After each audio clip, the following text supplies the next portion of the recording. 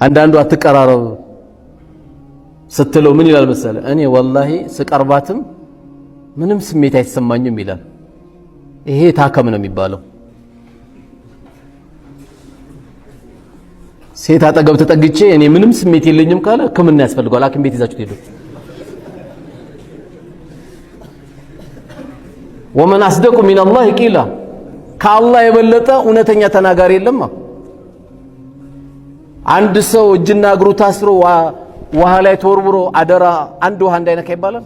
ባህር ላይ ወርውሮ አንድ ውሃ ቢነካ ያሳያሉ ትላለህ። ወርውሮ እኮ አልከው እንደዛ እንደማለት ነው። ከገባት ችለውም አላህ ጌጥ አድርጓቸዋል፣ የሚስቡ አድርጓቸዋል። ይሄን ጓግቶ እንዲመጣ ነው የተፈለገው። ይሄን ነው ጓደኛ የተባለው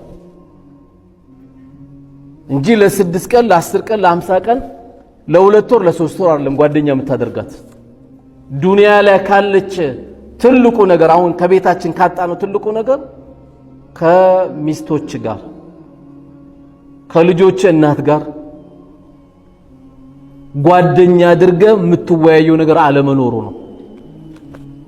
ቢያንስ እቺ ልጅ እኮ ልጆችን ትይዝላለች ከቀደምካት፣ ልጆችሽን ይዛል ከቀደምሽ። ጓደኛ ልታደርገው የሚገባው ዛሬ መለየት ያስፈልጋል።